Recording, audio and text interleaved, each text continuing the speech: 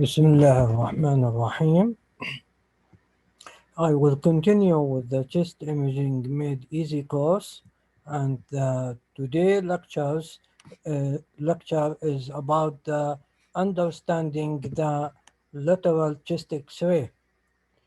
Alhamdulillah wa salatu wa salam ala rasulullah wa ala alihi wa sahbihi wa sallam ajma'in. اللهم انفعني بما علمتني وعلمني بما ينفعني وزدني علما إنك العليم الحكيم. اللهم أخرجنا من ظلمات الوهم وأكرمنا بنور الفهم وافتح علينا بمعرفة العلم وسهل أخلاقنا بالحلم. آمين وأجمعين. اللهم ارزقني نعمة الإخلاص لوجهك الكريم بكل ما أقول وبكل ما أفعل. What are the lateral chest X-ray usefulness? Or in other words, what are the indication of the lateral chest X-ray? The lateral chest X-ray may be indicated or useful to check whether the equifocal frontal chest X-ray shadow is actually present or not, or to position abnormality shown on the frontal chest X-ray, either it is anterior or posterior, which lobe, or it is actually in the lobe or outside the lobe, or to check tricky areas when the patient has particularly worrying symptoms like hemoptysis, a projection particularly good at the showing to see the behind the heart, behind and the front of the hilar, and behind the domes of the diaphragm. The radiographic technique of the chest X-ray, if the patient fit and we do the lateral chest X-ray, usually the left lateral, unless it is indicated uh, in the frontal pathology. If it is on the right side, we do the right side. Usually we do the left side. Here the patient is elderly patient and it is positioned in the front of the chest X-ray for the chest X-ray. Here we see the lateral chest X-ray, sketch of the lateral chest X-ray, and we see the scapula are overlying each other. As we see here, this one is scapula and this is the another scapula. Technically good chest X-ray, the scapula are visible but don't cause a problem. Here, the anatomy of the lateral chest X-ray, here we see the pulmonary trunk, and here we see the left pulmonary artery. And here we see the aortic arch, and here we see the right upper lobe bronchus, and here we see the left upper lobe bronchus. So pulmonary trunk, right left pulmonary artery, aortic arch, right upper lobe bronchus, and left lower lobe bronchus.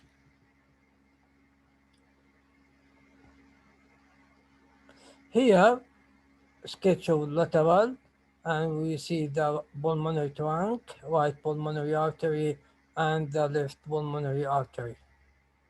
Here we see the minor fissure, the major fissures usually not shown on the lateral chest X-ray.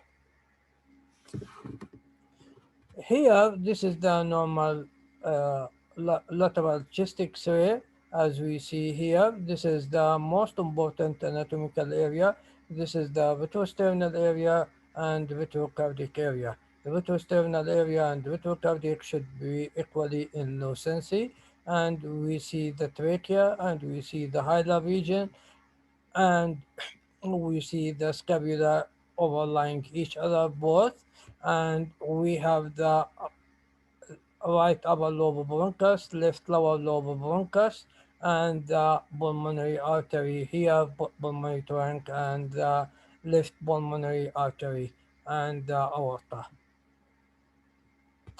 What are the systemic approach to interpretation of the chest X-ray, lateral chest X-ray? We should look for the retrosternal clear space.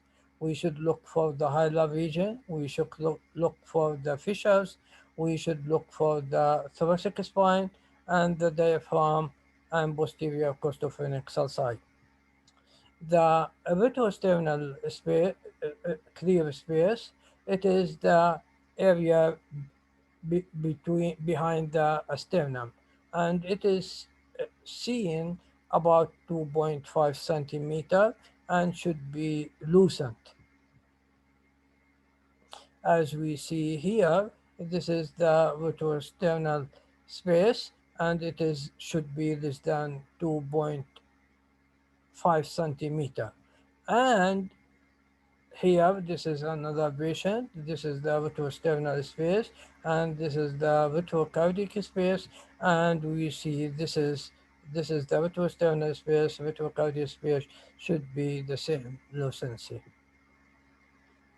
The hilar region refers to the lung roots and found on the medial aspect of the lung, and sometimes difficult to evaluate in the frontal view. Much of the hilar region made of the pulmonary artery. Normally there should be no mass in this area. And as we see here, this is the hilar region. This is the hilar region as we see here. The important to assess the presence of mass or there is no mass lesion. Fissures are the divisions between the lobes of the lungs, and they can be easily appreciated on the lateral film as fine white line. Knowing the location of these fissures can help localize an opacity of the lung. What's more, thickening of these fissures can suggest the presence of a fluid or other pathology. As we see here, this is the major fissure, and this is the upper lobe, and this is the lower lobe of the left lung. The right lung, we have the minor fissure here, and it is separate the upper lobe from the middle lobe, and here this is the major fissure and separate the upper lobe and middle lobe from the lower lobe. And here we have the minor fissure, and we have the major fissure left side and the right side.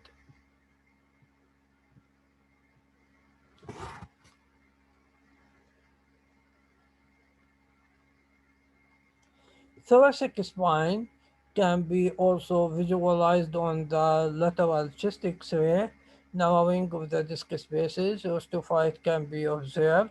Changes of the vertebral body's height also suggest the presence of compression fracture, osteoporosis, or other pathology. Here we have the dorsal spine, and we see it is important to look for it and look for the disc spaces or other pathology. Diaphragm and posterior costophrenic sulci. The diaphragm and posterior costophrenic sulci can be visualized on the lateral chest X-ray. Blunting of the posterior costophrenic sulci can suggest the presence of disease process like pleural effusion or other pathology like pneumonia or mass lesion. Here, the costophrenic sulci of the posterior costophrenic sulci, if it is obliterated, this is the early sign of the, for example, for pleural effusion. Let us see some pathology cases.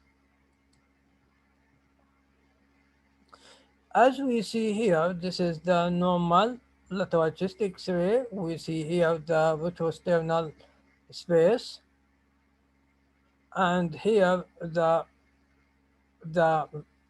retrocardiac space, and it is lucent. Comparing to the pathology here, the retrosternal space, it is lucent, but the retrocardiac space, it is not lucent. And this sign, we call it spine sign, and consider it is positive when it is a progressive increase in the lucency of the vertebral body, as we see in this example. And hepatology can be due to fusion, can be due to pneumonia, can be due to mass lesion. We want to see in the frontal chest X-ray. Here, another patient with pneumonia, and we see the pneumonia on the left lower lobe. It is not saluting the heart and not saluting the diaphragm, and we see the spine sign and increased density overlying the vertebra comparing to the retrosternal space, airspace. Another patient, here lateral chest X-ray, we see mass lesion in the back, as we see here, and this is clinically lipoma, and also we see some difference on the of the breast shadow. This is the breast, one breast, and this is the another breast is most due to bra insertion. Here, mass lesion on the right lung, and here this is the minor fissure, and the mass, it is cavitating mass lesion. It is anterior, it is posterior, but which is it is denilated by the minor fissure. Probably it is located posteriorly, and with the lateral chest X-ray, we see the mass, it is located posteriorly, and the cavitating region is eccentric, raising the possibility of the tumor. Here, old patient with increased kyphosis of the lung with of the vertebral body, dorsal vertebral body, and we see also the tortuous dilated aorta. Here, patient with increase of the retrosternal airspace and the flattening of the diaphragm with patient with emphysema. And we compare the airspace, the retrosternal airspace here, the normal, and with abnormal, this is emphysematous patient with the flattening of the diaphragm. Here we see the hilar region, and we see the mass and the lobulated mass in the hilar region in two patients with lymphadenopathy with sarcoidosis, and we call this donut sign. Here, patient with retrosternal airspace sign, and we see this is the increased density in the retro airspace comparing to the retrocardiac space, raising the possibility of mass lesion in the, sorry, uh, raising the possibility mass lesion in the anterior mediastinal. Lymphoma, one of the differential diagnoses, as we see this patient with lymphoma. Also, this patient has pictus carinatum, as we see here, and this is another patient with how it is clinically seen.